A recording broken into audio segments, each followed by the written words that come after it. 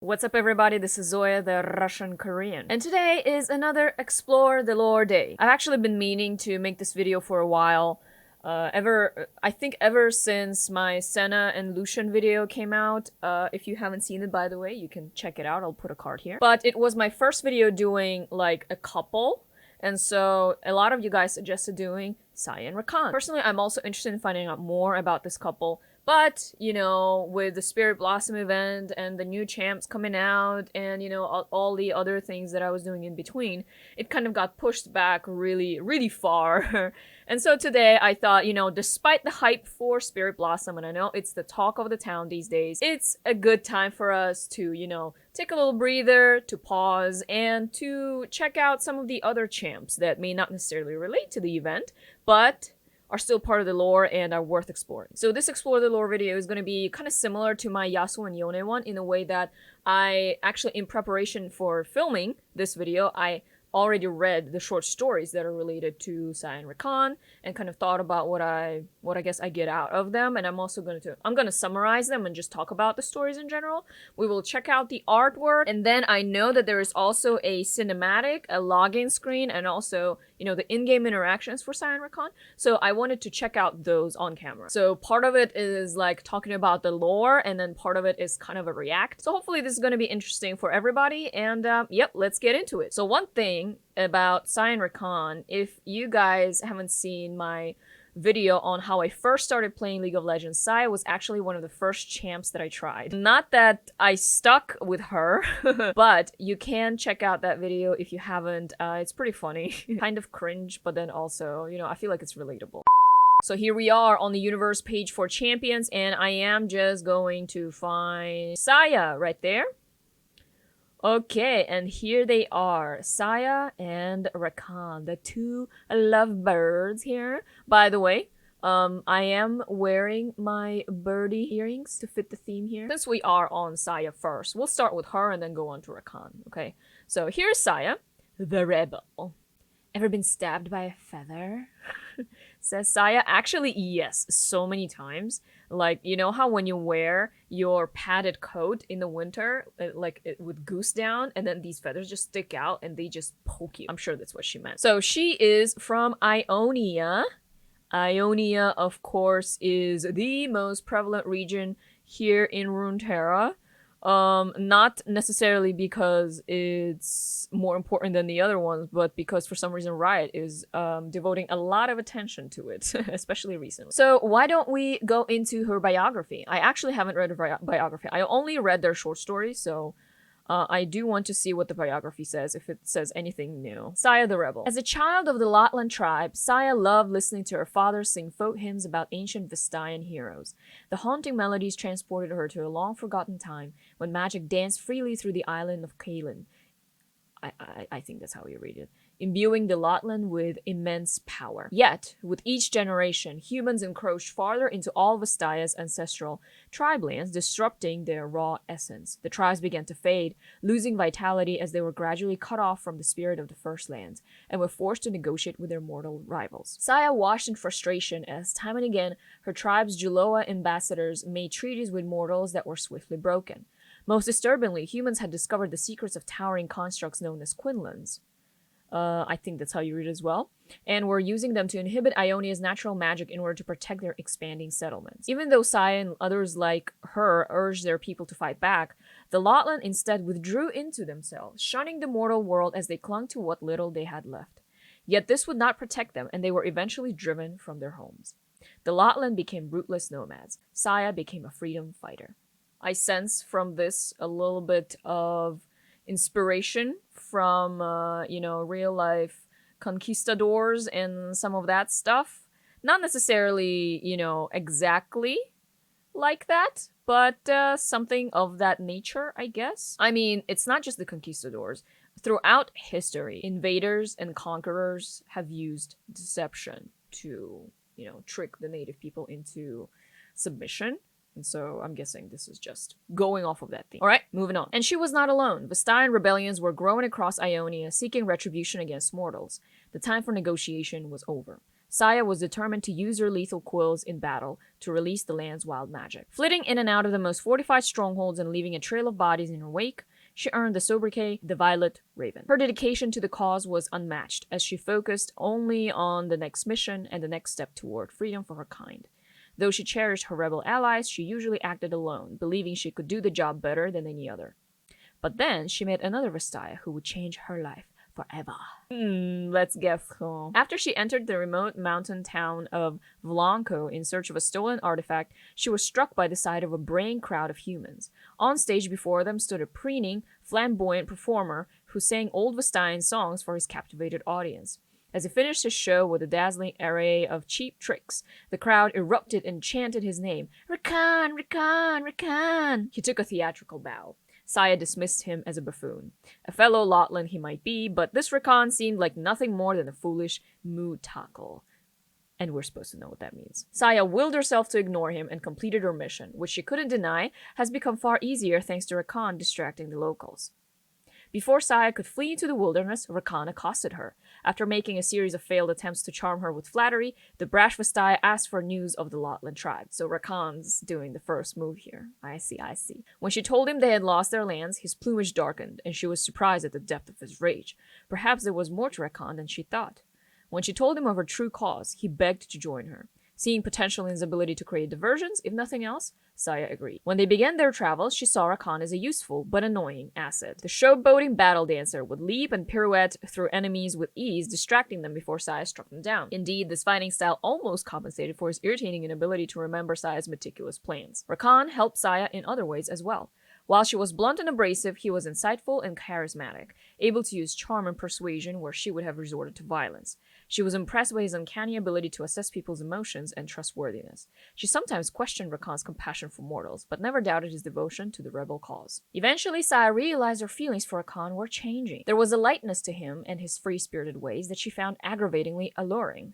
Over time, she grew to welcome his company, and, though she was initially loath to admit it, the world didn't feel so broken and they became inseparable. In all the years since, the two of them have become formidable champions of the Vestaya, and word of their deeds is spreading. In the wake of the Noxian invasion, Ionians are undeniably more aggressive and dangerous, especially the peoples of Navori and the hated Order of Shadow. Even so, this has enabled Saya and Rakan to rally countless more Vestaya to their side, and their dream of rebellion is coming to fruition. Together, they will fight to reclaim the First Lands, so that the tribes may thrive once again. What a cause. What a champ. So Saya has, her cause, and her character basically kind of stems from her bitterness, I guess, and disappointment in humans who she witnessed betraying the Vestayan tribes around her, including her own. And so she feels like, her cause, which is liberating the Vestaya and the land of Ionia from humans altogether, is justified. She also seems to me a little bit, tsundere. For those of you who don't know the term, it's a term for a character, usually in Japanese, anime, manga lore, where they are very cold on the outside, but as you get to know them, they're actually really soft and cuddly on the inside, and they flip-flop between the two all the time. And she seems to be like that, but definitely her spirit is that of a warrior, whereas I think Rakan is more of an entertainer. So speaking of Rakan, let's actually jump to his biography and see things from his perspective. Rakan the Chama. The same exact picture, for obvious reasons. The Lotlan Vestaya once lived on the ancient mystical borders of Ionia's deep forests on the eastern island of Kalan. It was a place where magic was breathed like air, and time had little meaning. To these chimeric creatures, the lands of mortals were an unforgiving desert, virtually devoid of magic. And over the centuries, that desert only grew, encroaching on the Vestaya's territories. Rakan was born into a tribe in decline, yet he never gave up hope. Like his brethren, Rakan watched as human settlements continued to expand, damming the flow of Ionians' wild, chaotic magic for their own safety. Many tribes sent emissaries to negotiate with them, securing treaties to protect the mystical energy the Vestaya needed to thrive. Yet over and over again, these promises were broken. So it's kind of the same information as we got from Saya's biography. Disillusioned, most Vestaya became increasingly isolationist as they clung to their remaining lands. But young Rakan advocated a different path. The battle dancer believed that mortals could be convinced to let wild magic run free if they could only appreciate its beauty, and he boasted that he was the one to make them see it. For this, he was labeled Mutakal, distrusted as a human sympathizer and collaborator. Okay, so now I guess we know what Mutakal means. It's basically kind of a traitor in a bit of a lighter sense, but yeah, like sympathizer with the enemy. Rakan left the Lotland tribe determined to spread the song of his people across Ionia. He was an entertaining rogue, a welcome performer at any tavern or village carnival. But over the years, he realized that was all he was to mortals. No matter how many dances and songs he performed, no matter how much he enthralled the crowds, he merely provided diversion to drunken revelers. Rakan grew restless, finding himself without purpose, until he had a chance encounter with Saya, a fellow Lotland, at the harvest festival in Blanco. Seeing her in the crowd, Rakan sang one of his old songs, entrancing the entire town with his gleaming plumage. Though countless human and Vestayan women had fallen for him in the past, this violet raven seemed immune to his charms, though not uninterested. How could she see him and yet choose not to follow him? It was a puzzle with no easy answer. He's had it easy this entire time. Now was the time for challenge. Intrigued, the battle dancer approached Saya and asked after the welfare of their tribe. When she told him that the Lotland had lost the last of their lands, Rakan howled with rage. This finally seemed to impress Saya, and she assured him that there was still hope. She was part of something greater, a rebellion of sorts, to take back what the Vestaya had lost. Not just for the Lotland, but for all tribes. Rakan was thunderstruck. Here was a chance for him to redeem his people, a cause he was willing to die for. He implored Saya to let him accompany her, and she agreed, as long as he carried his weight. I feel like in terms of the mission and what Saya stands for, Rakan is a lot more lighthearted about it. Not that he is not taking it seriously, but I think he is not so, obsessed with the idea. It's like, oh, a cause to die for, sure. And, as Saya would soon learn, Rakan's dances were as impressive in battle as they were on stage. He called himself the greatest battle dancer in Lotland history, a boast that none could refute. His grand entrances and dazzling acrobatics distracted and befuddled enemies, before Saya felled them with her razor-sharp quills. In any dangerous situation, they fought together with uncanny harmony. During their travels, Rakan became fascinated by how Saya interacted with the world. She seemed always prepared, aloof, and focused, whereas he was absent-minded, affable, and lacking seriousness. Although Rakan would often forget her carefully laid plans, he made up for it with his ability to read the emotions of others, using charisma and an insight to persuade them. The two Vestaya were so different, and yet they achieved great feats, each one's strengths complementing the other weaknesses. Soon enough, Rakan couldn't imagine life without Saya, and it was clear that she felt the same for him.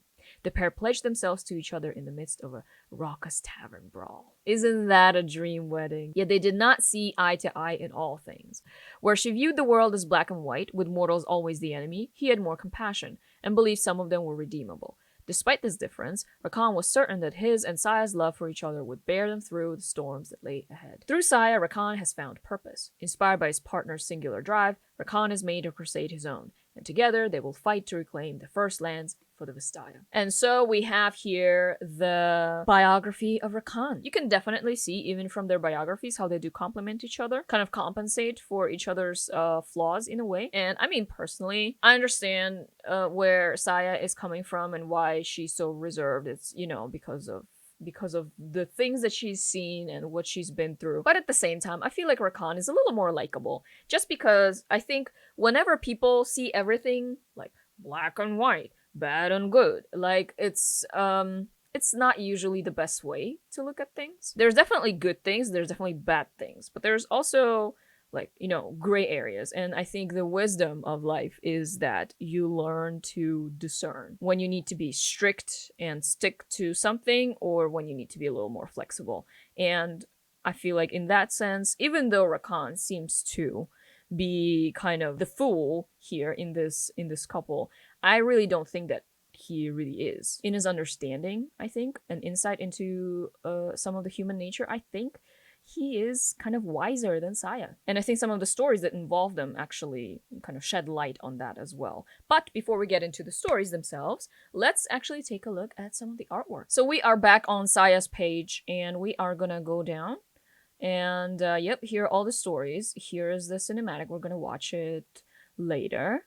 But let's look at the art gallery here. Okay, so this is Saya with her hood and cape off. I don't know why, I always thought of her feathers as kind of part of her body.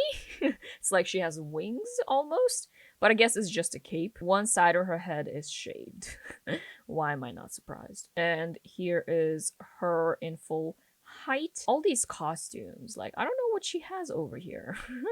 I feel like this is a sensitive area. I think it needs a little more protection than this. And this is Rakan, I believe, because of the hair and also because of the shield that he creates, right? Here's the two of them together. Very lovely. It's interesting that she's looking at the feather, but he's looking at her. And this is another picture of them. They look a little different here. I mean, Saya looks similar, I think, but Rakan, I feel like he looks a little different. At least his face. Also, I'm not sure if he's like leaning over here or something. He doesn't look like he's leaning over, but he looks shorter here. Here he looks taller. Just like look at where her head ends and where his shoulders begin, and then look like over here. Like his shoulders definitely below her head level, and she looks like she's leaning. So if she stands in full height, she might even be taller than that. But anyway, maybe it's just two different concepts. I don't know. But even in these pictures, you can kind of tell the contrast between them.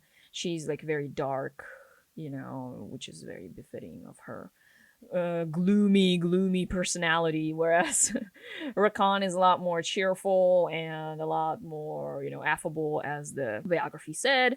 So he has these bright, brilliant colors. Let's actually take a look at the gallery on Rakan's page, because I think their pages are very, very similar to each other. Yep, it's like the same stories, the same cinematic. Yep, they're just pretty much 3 of these pictures are the same, but there are 2 of these that are just Rakan. Yeah, Rakan in every single picture just looks different. His feathers here also look a little more like an actual cape rather than, you know, feathers. He looks a lot skinnier here. Same here. His tail is like the tail of a peacock. He does remind me of a peacock in general. Really beautiful feather colors though. I like this a lot more than Saya's. I think Saya's feathers are a little bit boring, but that's the whole point, you know. She's not all about that fashion. And this is again him with his chin. Looks like Saya is there with him also. At least looks like that's her ear. Okay. And there goes the art gallery. So now that we've read their biographies, looked at the art gallery, I think it's time to talk about the story. So the stories, I think, make up the largest, you know, section. It's the largest bulk of information about them. So I think the best thing to do is to go from, you know, the oldest story to the newest. And what I will do is just kind of summarize them, try to be as brief as possible, and then talk about what we learn about XAYAH and RAKAN from that story. Okay, so the first story is Pubo Prison Break by Matt Dunn. Now, this story goes along with another story, which is Nothing Rhymes with Tubo, by Odin Schaefer. And one of them is from XAYAH's perspective, and the other is from RAKAN's perspective. So we'll talk about the one from XAYAH's first. So Pubo Prison is from XAYAH's perspective, and here XAYAH and RAKAN are together on a mission to rescue an esteemed consul of sorts from a prison. But there's a good line by XAYAH to paint a picture of her and RAKAN's relationship. So I want to read it to you. As they're executing their plan and RAKAN is distracting the guards, XAYAH is thinking to herself, "Worry chokes my heart. I hope my love is okay. I know he's going to be okay. He'd better be okay, or I will force a necromancer to resurrect him so I can murder him myself. He knows I'll do that too. I'll figure it out." I think this is just a good a good line to kind of sum up the dynamic between them and their interaction with each other. Also a good way to reveal her tsundere side. But back to the story. As the fight between XAYAH and the guards ensues, we find out that the prison belongs to the Order of the Shadow. So it's the same order that Zed is, you know, Zed is heading. It's his gang. And so as RAKAN is distracting the guards and XAYAH is breaking through inside, she reaches the consul, who is emaciated and beaten and weak. He's from a tribe called Sajoko, I don't know. And we find out from the other story that it's just a different kind of Vestayan tribe.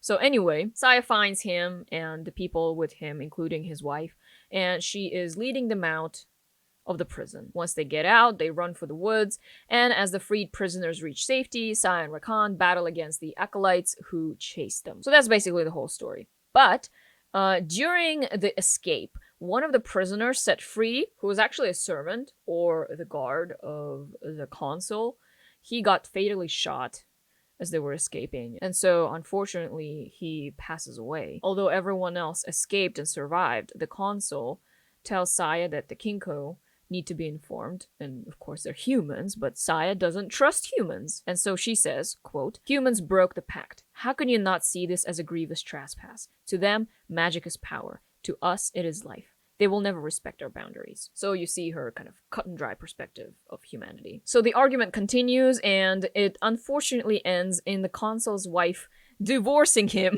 on the spot.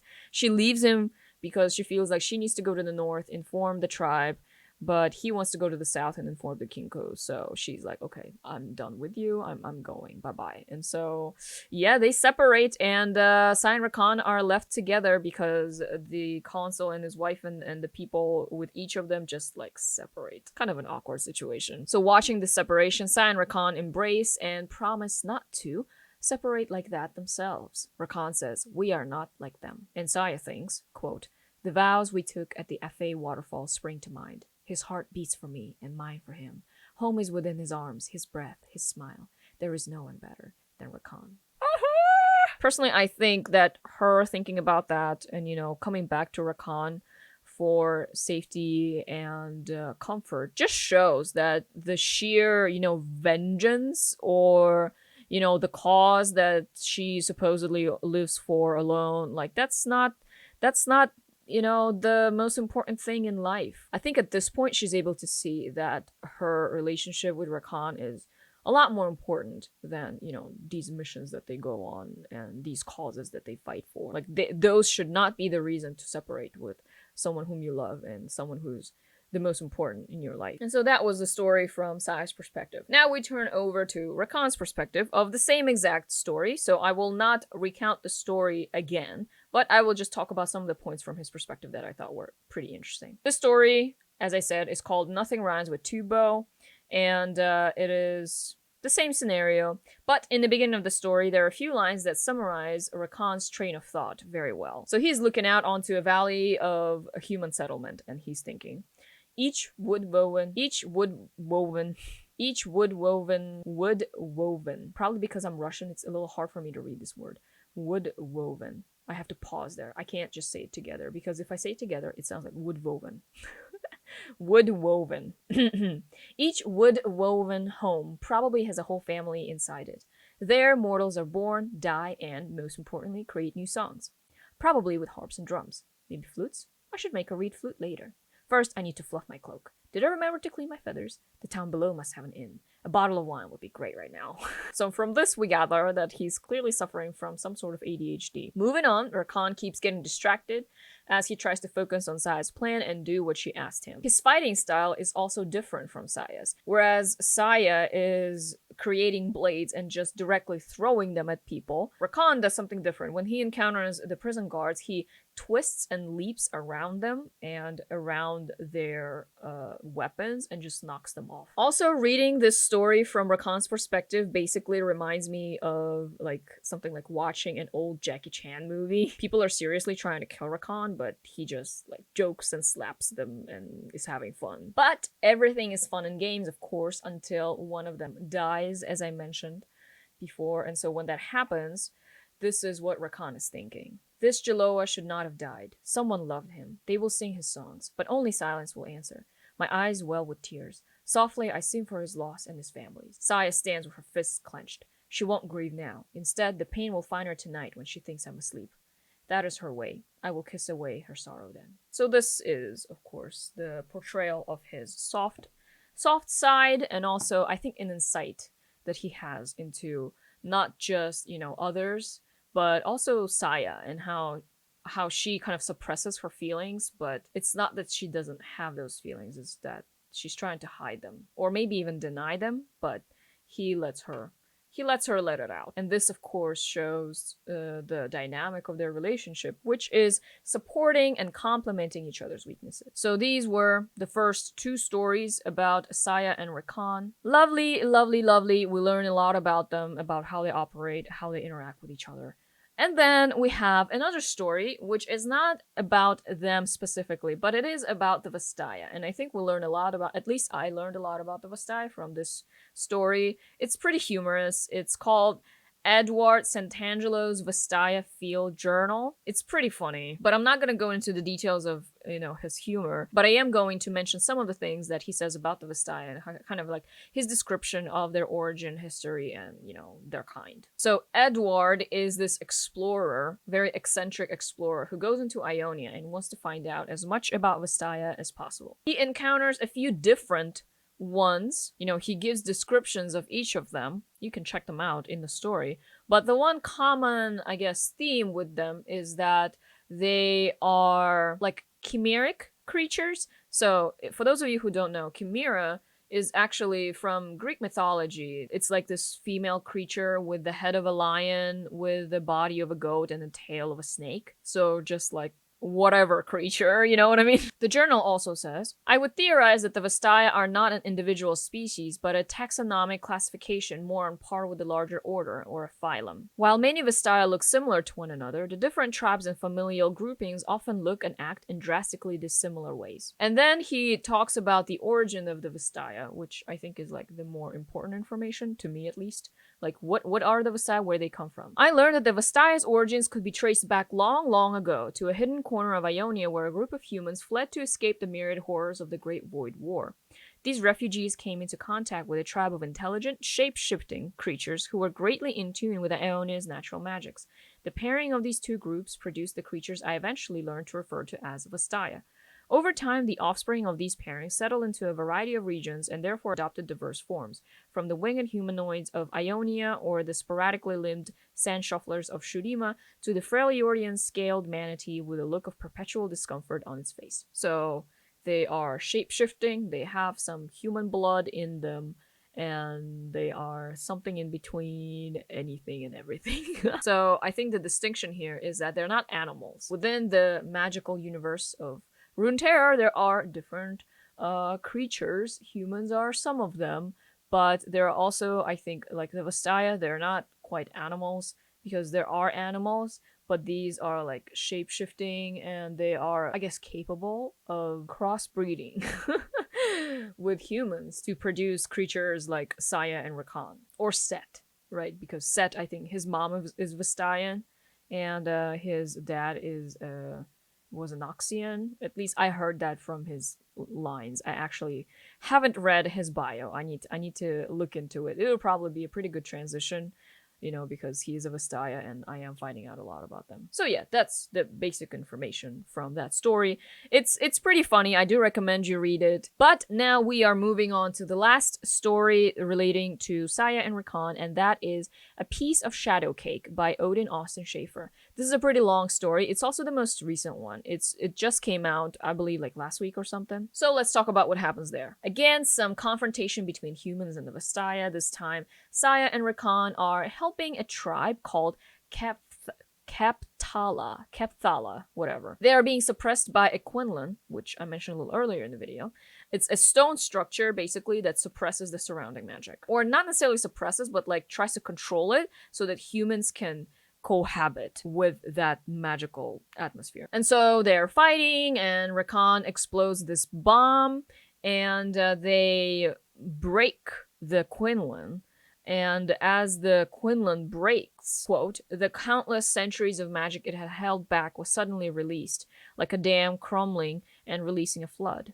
Around XAYAH, the forest shone with light. Will-o'-the-wisps pulsed to life like miniature stars, oddly shaped beings of wild magic, glimmering with the light of the spirit realm, faded in and out of existence all around her. It was glorious. So, to XAYAH, it's glorious. But RAKAN is standing there, and he's noticing something down below, and he notices that the human settlement that was right beneath the Quinlan now was uncontrollably taken over by these roots, trees, and the ground basically shape-shifting and destroying the place where they live. So the humans are just scrambling, trying to get away. And RAKAN, you know, he's looking at it, and he realizes that that's not a good thing, that these humans are being displaced by this. But of course, XAYAH, she's in her kind of shallow understanding of humanity. She believes that humans deserve this suffering, and she just says that their greed is to blame.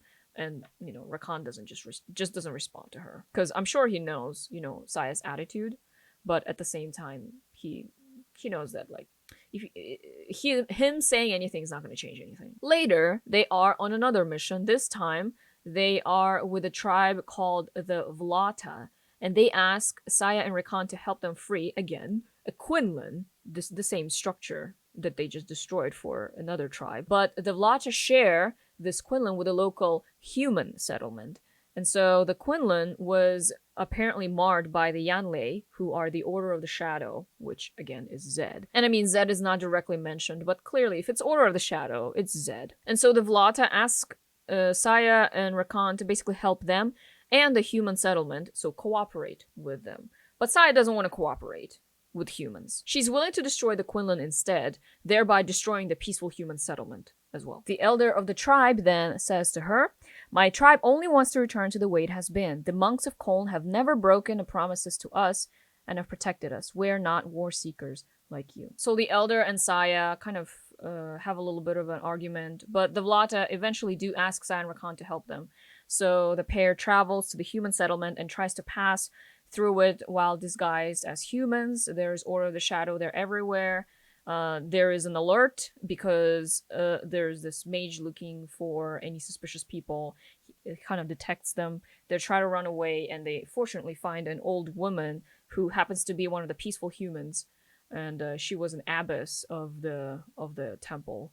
And so she gives them cover, gives them food, and she wants to help them, but Saya refuses their help. She just doesn't want to deal with humans. And even though Rakan tells her, you know, we really should let at least this lady and her students that are with her, let them know what's going to happen so that they can get away in time before everything's destroyed. Saya is like, you know what, like, just leave this and don't do anything. So they leave in the morning, begin their raid on the temple. As they finally reach the temple, Rakan is doing his job, diverting the guards or the warriors, while Saya enters into the temple, and it's like this structure with a Quinlan that's glowing with magic and actually sucking in like forest, I guess, life into it. And she's pretty upset at it. She wants to destroy it, but she realizes at that point that she's not alone. And she sees that there's this warrior there. He has armor, and he's using this shadow magic that's very different from what she's ever seen.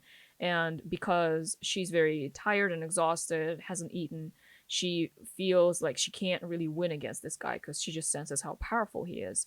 So they fight against each other, and she does her best to put all of her feathers into the Quinlan so that, she's trying to break it, basically. But the fight is not going in her favor, and eventually she is pretty much overpowered by this warrior. But at the very last moment, she does summon back her feathers, and all the blades kind of go back to her, and as they do, this Quinlan shatters, everything breaks. So she succeeds in breaking it, but she almost dies doing it. But luckily, of course, also at the last second, Rakan is there, and he protects her with his shield. And so as they, come back to their senses, they see that this life is coming back to the surrounding place, and the warrior is gone, and the other soldiers are gone too. At that point, Rakan is like, okay, now that we've done this, I'm actually gonna go back to town and rescue the lady who helped us. And Saya is like, you don't need to do that. She probably already left because I actually left her a note saying that we're gonna do this and she needs to get out with her students. And so Rakan is kind of incredulous at this. He's like, why would you do that? Because it's not really something that Saya would do, especially for humans. And so Saya replies, you trusted her, and I trust you in these things. So I think that's a really nice conclusion to the story, just showing that they do work together, and it's not like, Saya is completely unfeeling or has no compassion at all. It's just that, she is a little more cut and dry and not as nuanced as Rakan.